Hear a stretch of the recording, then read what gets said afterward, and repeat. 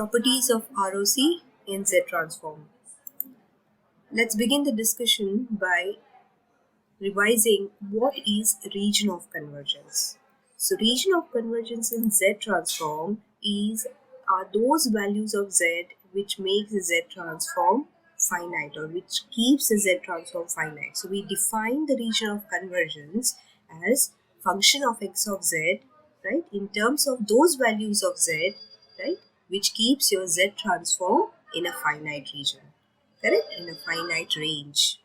So this region of convergence needs to be defined for all the Z transforms. Z transform defined without specifying the region of convergence is meaningless. Every Z transform must be specified with its appropriate region of convergence. So what is the benefit of going for region of convergence? The benefits are definitely that region of convergence helps us to analyzing the stability of the system. It helps us to make a definite conclusion whether our system is causal or non-causal, and it also helps us to quickly identify finite and infinite length sequences. So let us understand more about region of convergence by understanding the properties of region of convergence. So we'll discuss the properties of region of convergence with respect to certain examples so that we correlate the property with actually what we see with an example. Let's start with the first property. The very first property of region of convergence is that the region of convergence of x of z consists of a ring in the z plane centered about the origin. So region of convergence is always defined with respect to a ring in the z plane, and this ring is centered about the origin. So either the region of convergence is within this circle or outside the circle. So region of convergence is always defined with respect to a ring in the Z plane. So Z plane consists of a plot of the Z transform with respect to real part of Z versus the imaginary part of Z. So when we obtain the plot of Z transform, right, we define the region of convergence with respect to this ring. So the poles that we get from the Z transform, these poles are actually plotted in the form of a ring. And then we define the ROC with respect to the ring that we obtained with the radius as the poles of the Z transform. So either the ROC is within the circle or outside the circle. That depends upon how your sequence of the input sequence is given. So the very first property of ROC says that ROC constitutes of a ring in the Z plane, and this ring is centered about the origin. The next property of ROC is that is applied to finite duration right-handed signal. So to understand this property that is applied on finite duration right-handed signal, let us take an example of a finite duration right-handed signal. So here you see is a finite duration right-handed signal consisting of 4 samples. So all these 4 samples are located on the right-hand side. So it's a completely right-handed sequence. So let's find the Z transform of this. So given the equation of Z transform, we now substitute the sequence xn into the equation of Z transform. So we clearly understand that the sample 1 is situated at timestamp 0, sample 3 is situated at timestamp 1, and so on. And therefore the limits in the equation of Z transform now tends from 0 to 3, corresponding to the number of samples given in the input sequence. Expanding the summation, we get the equation of the Z transform as shown. Now we substitute appropriately what are the magnitudes of the sample. So x of 0 as given in the example is 1, x of 1 is 3, x of 2 is 5, and x of 3 is minus 2. So with this we get the Z transform as shown. Now let us find out the ROC of this particular Z transform. So we understand that the Z transform obtained for the right-handed sequence that we had taken comprises of the Z terms constituting of negative powers of Z, and therefore the value of Z for which this particular Z transform would go to infinity is 0. So when I put Z as 0, what do we get is the Z transform tends to infinity, and this is what we need to avoid. Therefore, we define the ROC here is ROC's entire Z plane except at Z is equal to 0. We therefore define ROC as entire Z plane except at Z is equal to 0. Right? And therefore, now let us correlate this particular example with respect to the property that we were discussing. The property says here that for a finite duration right-handed signal, the ROC's entire Z-plane except at Z is equal to 0, and this is what we actually obtained here. We have taken the example of a right-handed sequence, and we proved that for a right-handed sequence, the ROC is entire Z-plane except the value when Z takes a value 0. And that's what is the property all about. The property says when it's a finite duration right-handed signal, the ROC is entire Z-plane except at Z is equal to 0. Moving ahead with the next property, property number 3, it says is now applied to left-handed signal, finite duration left-handed signal. So to understand this property, let us first discuss the Z transform of a left-handed sequence. So you could see here the given sequence is a left-handed sequence. The arrow below the sample 2 clearly indicates that this is a 0 timestamp of this sequence, and rest all the samples which are placed on the left hand side are all placed at the negative timestamps, indicating that the given sequence is entirely a left-handed sequence.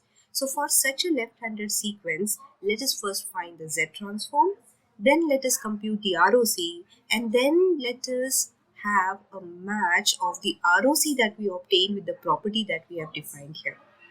So starting with the Z transform equation, substituting the given xn into the equation of Z transform, we understand that there are total 5 samples extending from timestamp 0 to a timestamp of -4. So therefore, the limits in the summation changes from -4 to 0.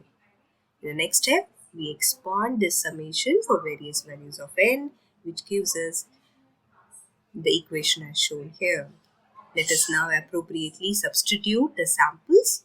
So x of -4 corresponds to 2, x of -3 corresponds to a sample of magnitude 1, and so on. So expanding the summation and substituting the values, we get the Z transform as shown here. So correlating this particular input sequence with the Z transform we obtain, it is revealed that for a left-handed sequence, the Z transform has the terms of Z with only positive powers of Z. And therefore, the value of Z that would make this particular Z transform infinite is Z is equal to infinity.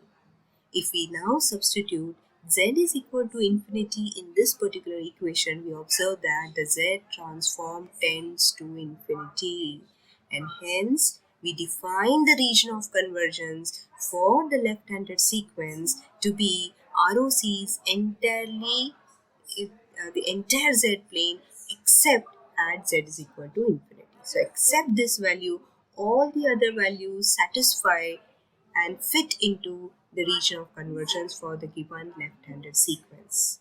Now matching this, correlating this with the property of ROC. What does the ROC property say? This says that ROC for a finite duration left-handed signal, the ROC's entire Z plane except at Z is equal to infinity, and that is what we obtained and discussed with respect to an example.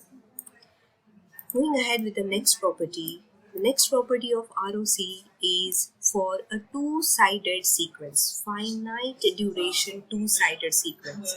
So for a finite duration two-sided sequence, the ROC is entire Z plane except at Z is equal to 0 and Z is equal to infinity. So let us now discuss this property with respect to an example. So here you could see we have taken an example of a two-sided sequence, finite duration two-sided sequence. The arrow here as discussed indicates the 0 timestamp of this signal, whereas the samples on the left hand side are situated on the negative timestamps, and the samples on the positive side, on the right hand side of the arrow are situated on the positive timestamps. And therefore, this given signal is a two-sided signal. It has samples on the negative timestamps also and also at the positive timestamps. So it's a two-sided, finite duration, two-sided signal. Let us first find out the Z transform for this given two-sided finite duration signal. So using the equation of Z transform, substituting the given xn, so we clearly understand that xn extends from -2 to +2. So the samples are lying in the region between -2 to +2. Therefore, the limits are changed from -2 to +2, expanding the summation and then substituting the appropriate magnitudes of the samples. X of -2 corresponds to 3, x of -1 is 2, x of 0 is -1, and so on. And we have got the appropriate magnitude substituted and rearranging properly the equation. With this is the Z transform for the given two-sided finite duration signal. Now let us analyze the Z transform. So what we observe here for a two-sided finite duration signal, we observe that the Z transform consists of both positive powers of Z as well as negative powers of Z. Both are seen or observed in the equation. And therefore, if we now try to analyze the ROC of this particular equation, what we observe that there are two values which may tend the x of z towards infinity, and the two values are z is equal to 0 and z is equal to infinity. When we put z as 0 here, right, the negative powers of z makes the system tend towards infinity. And when we put z is equal to infinity, the positive powers of z make the z transform tend towards infinity. And hence we need to avoid these two. Therefore, we define the ROC to be ROC is the entire z plane except at these two values, z is equal to 0 and z is equal to infinity. So except these two values, ROC is the entire z plane. Therefore, let's now correlate this particular example with the property of interest. So what is the property? It says that for a finite duration two-sided signal, the ROC's entire z plane except at z is equal to 0 and z is equal to infinity. Moving ahead with the next property of ROC. Let's first look at what this property, to which type of signal is this property applied to. So this property is applied to a right-handed infinite duration signal. So we need to discuss first an example. To understand this property, we need to first take an example of a right-handed infinite duration signal, so that we'll first find its Z transform, analyze its ROC, and the ROC that we get will now correlate it with the statement of the property of ROC. So let's discuss an example which is fitting into the property that we need to discuss. So here is an example. Xn is equal to a raised to n un. So un is a unit step signal which is completely specifying that the given signal is right-handed and of infinite duration. So this particular example fits into the property of the signal being right-handed and of infinite duration. So let's first find the Z transform for the given signal. Starting with the equation of Z transform, let us now substitute Xn. So Xn given to us is a raised to n un. So replacing Xn with a raised to n un. We know that un specifies that the given signal is completely right-handed, extending from 0 towards infinity, and therefore un modifies the limits in the Z transform, changing it from 0 to infinity. You can see the limits have been modified and changed to 0 to infinity. Un being 1 in magnitude is not mentioned in the next step. So what leaves in the summation is a raised to n, z raised to minus n. Collecting the terms as a common power, we get the equation to be 0 to infinity a z inverse raised to n. To simplify this, we'll apply the identity of summation identity, which exactly fits into the given condition is n is equal to 0 to infinity a raised to n, which is 1 upon 1 minus a. So we use this summation identity and apply it to this particular condition. Here my a is a z raised to minus 1. So applying this particular identity, we get the simplified form of this to be 1 upon 1 minus a z inverse. Now is the time to find the ROC. We have obtained the Z transform by applying this identity. Before we proceed and simplify this further, let us first analyze the ROC. So ROC here is determined on the condition that Z transform always remains finite. So what is the condition that will result into Z transform being infinite? So the moment we get a term 1 upon 0, this particular Z transform will tend towards infinity. So we need to avoid the condition of 1 by of the condition arising 1 by 0. So we need to avoid the condition of 1 by 0 in this particular system, right? So how do we avoid this particular condition of 1 by 0? So that particular condition can be taken care by putting a certain condition on the term AZ inverse. So if we maintain that this term AZ inverse is always less than 1, we will never have a condition of 1 by 0 arising in this particular transform. Right. So the condition that we have identified is that AZ inverse should always be less than 1. This term should always be less than 1 so that we never get a condition arising here as 1 by 0. So therefore we set the condition for ROC as mod of AZ inverse is always less than 1. And with this, now we'll simplify this condition. So mod of Z inverse, this A on the other side becomes 1 by A. Resolving this in the form of positive power of Z, right? So this gives us as mod of Z is greater than A. So rearranging the equation in terms of Z, we get ROC to be mod of Z greater than A. Right, so the pole that we have at A indicates the pole of the system here. So now let us plot the ROC.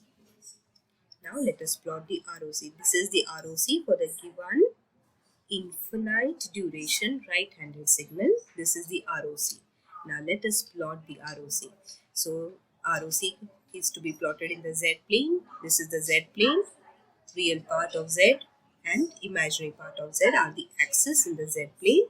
So now we'll take a circle of radius A. So we'll take a circle of radius A where A is nothing but the pole of my system. And now we will define this ROC with respect to this circle of radius A. So now we can understand ROC property 1. What the property says that the ROC always consists of a circle, right, in the Z plane, right? So this is a circle in the Z plane, the radius of which corresponds to the pole of the Z transform, right? So I've taken a circle whose radius is A. Now what is ROC? What is the ROC we have obtained here? ROC should be greater than A. So greater than A corresponds to a region outside the circle, correct? The region mod of Z greater than A, that is ROC, is the region outside this particular circle, correct? So the one which is marked here indicates is the region. So this is the region where my Z transform remains finite, correct? And this is the region where Z transform is tending towards infinity, right? So ROC is this region outside the circle of radius A, right, where A is nothing but the pole of my system, correct? So let us now look at the property. So this is what we understood as an example.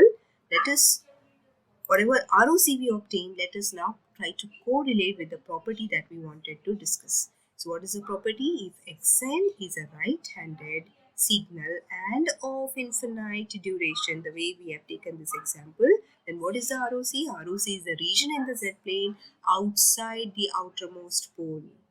that is outside the circle of radius equal to the largest magnitude of the poles of xz. And that is what we obtained. The ROC that we obtained is satisfying the property of ROC, that if the given signal is a right-handed infinite duration signal, then how is the ROC of such signals? The ROC of such signals will always be outside the circle, and the circle radius is always equal to the largest magnitude of the pole in the xz, right? So that's what we obtained here, that the ROC is outside the circle. The ROC is outside the circle. Moving ahead with the next property. Next property is now applied to xn, which is a left-handed and of infinite duration. So to understand the statement of this particular ROC, let us first discuss an example of a left-handed infinite duration signal. So here is an example of a signal whose Z transform we need to compute, which is a left-handed signal, minus a raised to n u of minus n minus 1 is a left-handed signal. So let us verify whether it's a left-handed signal. So let's start with plotting u of n minus 1. So u of n minus 1 is a shifted unit step signal. Unit step signal is shifted by 1 unit to the right hand side. So this is shifted unit step signal. But we are interested in u of minus n minus 1. It means that we want to perform reversal further. So we have performed reversal of the shifted unit step signal, and this is a time reversed unit step signal. So what we now clearly understand, that the signal extends from minus infinity to up to minus 1. Signal extends from u of minus n minus 1 is describing a signal which extends from minus infinity to minus 1. Right, so you could see here, when any signal a raised to n is now multiplied with u of minus n minus 1, what you get is a completely left-handed signal. So u of minus 1 minus n minus 1 describes left-handed signal. So the given signal is of infinite duration and completely left-sided. So left-sided signal, with this left-sided signal given to us, now let us find its Z transform. So this is the equation of Z transform, substituting xn with what is given to us, minus a raised to n, u of minus n minus 1. Now we will try to put this u of minus n minus 1, right? This u of minus n minus 1 magnitude is 1, but what this governs is the limit. So u of minus n minus 1 will modify the limit, changing it from minus infinity to minus 1. And therefore, we could see here u of minus n minus 1 has changed the limit in the Z transform, modifying it from minus infinity to minus 1. What leaves inside is a raised to n z of minus n. So we need to now simplify this particular Z transform. So to simplify the Z transform, we need to apply certain identities. But before we apply certain identities, there is more modification we need to do to this. The very first modification is making the limits in the summation in a positive sign. So all the limits in the summation right now is negative. So we will change the sign of n. The summation is governed by n. The limits are with respect to n. So we will change the sign of n. So the moment we change the sign of n, the limits which are negative become positive. So we'll say change the sign of n throughout. So this minus sign remains as it is. Limits now become positive, infinity to 1. We have changed the sign of n. We have a term n here, so it becomes a raised to minus n. We have minus n here, which becomes z raised to n. So wherever there is n throughout, we have changed its sign, giving us the equation as summation infinity to 1, a raised to minus n, z raised to n. Right? So in the next step, we will rearrange the limits. Instead of infinity to 1, we will put the limit as 1 to infinity. That doesn't change the meaning. And we'll express this a raised to minus n, z raised to n as z by a raised to n. Now before we apply an identity to this, the identity that needs to be applied here is actually an identity which fits for 0 to infinity summation. But this particular limit is right now 1 to infinity. So we'll try to rearrange this limit, changing it from infinity 0 to infinity. So maintaining this minus sign outside, we will modify this limit so that we include a 0. So changing the limit intentionally to 0 to infinity, z raised to a raised to n. And in the process of modifying the limit, forcefully we have inserted a value of z raised to 0 into the equation, which was not present earlier. So this z raised to 0, which we have forcefully inserted into this particular system, needs to be compensated by subtracting the value which is generated when we put n is equal to 0. So what is the value which is generated when we substitute n is equal to 0? Right? The magnitude that is generated when we put n is equal to 0 is 1. So z by a raised to 0 is actually 1. So it is as if we have now compensated by subtracting 1 from this summation is equivalent to maintaining the limits 1 to infinity. Now we will apply the summation identity to this. So 0 to infinity, a raised to n is 1 upon 1 minus a. So this identity will apply here. So if we apply that identity, we get 1 upon 1 minus z by a. This is nothing but 1. Right? So here, before we simplify this transform, we will first of all discuss ROC. We'll discuss ROC and then we will simplify the Z transform. So how would we describe the ROC? So if we look at this particular term here, right, what is the condition that should be avoided so that this particular transform does not tend towards infinity? We clearly understand that if we get a term 1 by 0, then that particular condition would result into Z transform tending towards infinity. So we need to avoid the condition of 1 by 0. So how do we avoid this condition of 1 by 0 arising? So that can be done by putting a certain condition on this particular term. So if we maintain a condition that Z by A is always less than 1, right? If we put a condition, if we put a constraint that this particular term z by a, if it is always less than 1, we will never get a condition of 1 by 0. Right? So that's the thing that we identified. This becomes the ROC. Right? This condition helps us to get the ROC. So simplifying this, right, in terms of z, we get mod of z is less than a. So this is the ROC for the given problem, which was an infinite duration left-handed sequence. This is the ROC for an infinite sequence of left-sided infinite sequence. Right, so the plot of ROC, if I look at the plot of ROC, so ROC condition that we obtained was mod of z less than a. So if I try to plot this, first of all, what I need to do is I need to take a circle of radius a. The pole is a. Here my pole is a. So I've taken a circle of radius a. And where is my ROC now? ROC is less than a. It means that ROC is inside the circle. Right? With the ROC that we obtain, mod of z less than a, if I plot it, where does the ROC lie? Where is the region where z transform is finite? Inside this particular circle. ROC means it specifies the region where my z transform is finite. So where is my z transform finite? If my values of z are less than a. So this is the region where values of z are less than a.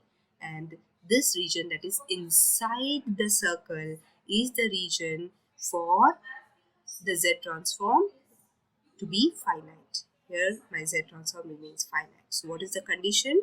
This condition we obtained for a left-handed infinite duration sequence, that for a left-handed infinite duration sequence, the ROC is inside the circle, which is exactly contradictory to what we obtained for a right-handed infinite duration sequence. Right, so in the earlier example, we discussed right-handed infinite duration sequence, wherein we obtained ROC outside the circle, right? Whereas for a left-handed infinite duration sequence, ROC is inside the circle. right? So let us now look at the statement. What is the statement of ROC? So ROC statement is that ROC for a left-handed infinite duration sequence, the ROC is the region in the Z plane inside the innermost pole, that is inside the circle, right? That's what we obtain. Inside the circle of radius equal to smallest magnitude of the poles in the Z transform. Right, so ROC is inside the circle for a left-handed infinite duration sequence. This is the ROC property which we discussed with an example. Moving ahead to the next property. What is the property now? The property is now applied to a two-sided infinite duration sequence. Right, this property is now applied to a two-sided infinite duration sequence. So to understand this property, let us take an example of two-sided infinite duration sequence. So to see here, we have taken an example, xn a raised to n un minus b raised to n u of minus n minus 1. Right, so you could see, clearly understand that un specifies that it's a right-handed part and u of minus n minus 1 indicates that it's a left-handed part. So we have taken both right-sided part and left-sided part and combined them together to form a two-sided sequence. Correct? So we have taken both unit step signal which is existing on the right side and shifted unit time reverse and shifted unit step signal which is specifying that it's a left side. So considering both the right side and the left side, we have formed a new signal which is a two-sided infinite duration signal. Now let us find out the Z transform of this two-sided infinite duration signal. Right, so starting with the Z transform equation, substituting xn with what is the equation given. So we have substituted xn into the Z transform equation. Let us split this into two parts so that we can simplify it in a better way. So a raised to n un z raised to minus n, we are calling it as a part of the summation, whereas b raised to n u of minus n minus 1 z raised to minus n as the b part of the summation. So a part is right-sided, b part of the sequence is describing the left-sided part of the signal. So let us separately solve a and b part. We have already discussed it earlier. Same examples we have taken. So a part. So a part is right-sided signal. So a raised to n un changes the limits to 0 to infinity. So we get the term a z inverse raised to n. We get the Z transform, applying the identity 1 upon 1 minus AZ inverse. What is the ROC? So ROC is this particular value AZ inverse should be less than 1 so that we don't have a condition of 1 by 0. So we'll put a condition that this value is always less than 1. AZ inverse is less than 1. So what is the condition ROC we get? ROC comes out to be mod of Z is greater than A. Right? So it's a right-handed. So ROC is outside the circle. So mod of Z is greater than A. Let us look at B part. So B part is left-sided signal, right? So u of minus n minus 1 changes the limit to minus infinity to minus 1. So it's all the same way we have just done for the earlier problem. We have to change the sign of n. So we'll change the sign of n. We'll make the limits positive, right? And then we get this 1 to infinity z by b raised to n. Now we need to solve this. We need to fit it into an identity. To fit it into an identity, I need to change the limit to 0 to infinity, which was earlier 1 to infinity. I need to forcefully introduce a value of 0. So the value 0 introduces a magnitude of 1. Z by b raised to 0 means 1. So I'll subtract that value which is forcefully inserted here to make the limits go from 0 to infinity so that we can apply an identity. So we compensated this insertion by compensating it by subtracting that value from the summation. And what is the equation we get? We get this. So before we simplify it, we'll find the ROC. So what is the ROC? 1 by 0 needs to be avoided. So that 1 by 0 will result into infinity. We need to avoid that. So how do we avoid that? Put a condition on this. Z by b should always be less than 1, resulting into z being less than b. So here my circle is of radius b. My b is the pole here. So what is the ROC inside the circle? Why? Because it's a left-sided signal. So left-sided signal always has a ROC less than the pole, right? That is inside the circle. Correct. So let us now plot the ROC. So you could see here. This is the ROC. Now this ROC is plotted for two condition, friends. We have two values A and B, right? A was with respect to the right-sided signal, and B part of summation we obtained was for left-sided signal.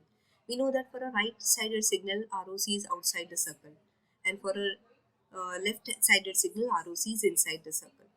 Right, now let us take two cases.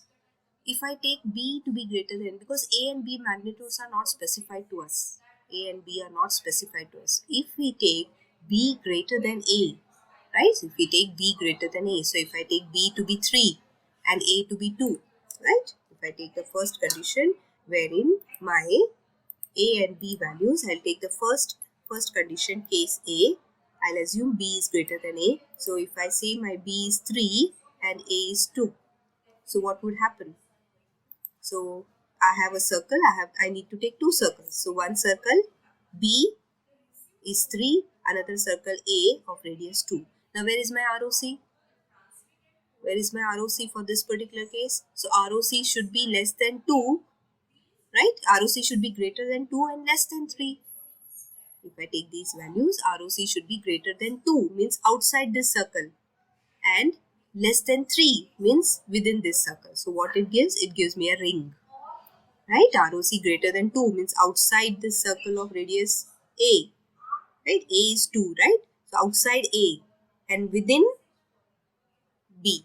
Right? So this gives me a ring. So if I take for the first case, I get a ring. Let us look for the second case. Right? Since A and B are not specified to us, let us now take another assumption that our A is greater than B. So I'll reverse the values now. Now my A becomes 3 and B becomes 2. Right, so what would be my ROC now? My A is greater than B, A is 3. So outside circle is A now, and within the circle, the another circle is B, which is smaller in magnitude. Here it was B outside, A inside. Here now A is outside, B is inside, because I have reversed the values. A is greater than B. Now look, what is ROC? ROC is greater than A. Greater than A. If this is my circle of radius A, greater than A means outside. Greater than A means outside, and less than B.